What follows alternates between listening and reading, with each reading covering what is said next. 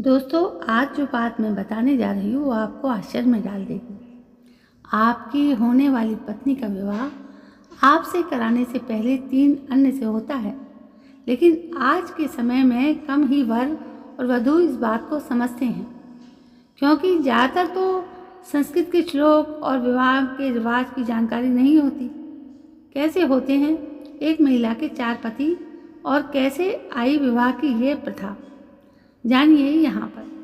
वर्तमान विवाह प्रणाली में फेरों के समय मंत्रोच्चार के साथ वर से पहले इंद्र, चंद्रमा और मित्र वरुण के साथ महिला की शादी होती है। इस तरह महिला के पहले पति इंद्र हुए, फिर हुए चंद्रमा और फिर हुए वरुण, फिर वर का नंबर आता है।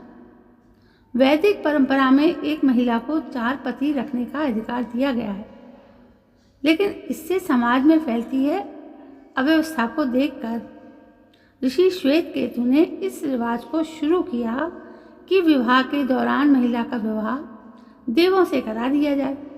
इससे उनके 4 पतियों की पत्नी होने का अधिकार भी सुरक्षित रहेगा और समाज में व्यवस्था भी बनी रहेगी। उद्दालक ऋषि के पुत्र थे श्वेतकेतु। वर्तमान समय में जो विवाह व्यवस्था हमारे समाज में प्रचलित है, उसका निर्माता इन्हें ही माना जाता है। एक पौराणिक कथा के अनुसार ये आर्यव्रत के प्रथम समाज सुधारक थे। उस समय महिला और पुरुष को यौन संबंधों के मामले में मिली आज़ादी पर उन्होंने ही प्रतिबंध लगाया और एकल पत्नी पति विवाह की प्रथा को जन्म दिया। वैदिक परंपरा को जीवित रखने के लिए महिला का विवाह 3 देवताओं से करा दिया जाता है।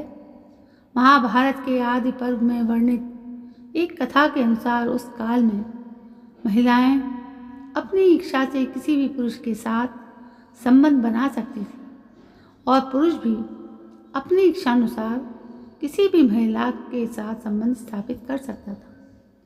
एक बार अतिथि सत्कार के दौरान श्वेतकेतु के पिता उद्दालक ने अपनी पत्नी को अर्पित कर दिया। उसका विरोध श्वेतकेतु ने किया और उसे दूषित प्रथा बताते हुए महिलाओं द्वारा अपने पति के अतिरिक्त अन्य पुरुष के साथ संबंध बनाने की प्रथा को बंद कराया।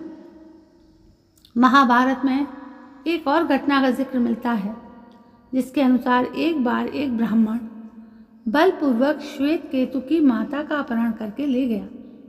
इस पर श्वेतकेतु ने पुरुषों के लिए नियम बनाया कि पर स्त्री से संबंध बनाने या बलपूर्वक किसी स्त्री का हरण कर उसके साथ संबंध स्थापित करने वाला पुरुष अपराधी है। श्वेतकेतु ने यह भी नियम बनाया कि अपने पति और पत्नी को छोड़कर किसी दूसरे पुरुष और महिला से संबंध स्थापित करने वाली स्त्री पुरुष दोनों ही भ्रूण हत्या के दोषी माने जाएंगे। इस दोष से बचने के लिए इन्हें पति और पत्नी धर्म का पालन करना होगा, क्योंकि महाभारत काल में केवल एक स्त्री के केवल 4 पति ही हो सकते थे, लेकिन द्रौपदी के 5 पति थे और उन्हें पांचाली कहा जाता था।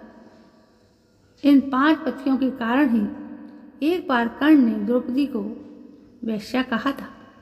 कर्ण के इस कथन ने महाभारत के युद्ध की घड़ी को कई कदम पास लाकर रख दिया था। तो दोस्तों, ये थी 4 पति होने की प्रथा जो विवाह से पहले हर स्त्री के होता है। तो आज ये सुनने में अजीब लगता है, लेकिन प्रथा तो प्रथा होती है। दोस्तों, आपको ये जानकारी कैसी लगी? यदि ये जानकारी पसंद आई हो तो लाइक, शेयर, कमेंट करें। कल मैं फिर हाजिर होती हूँ आपके समक्ष एक नई कहानी को लेकर। तब तक के लिए जय हिंद, वंदे मातरम।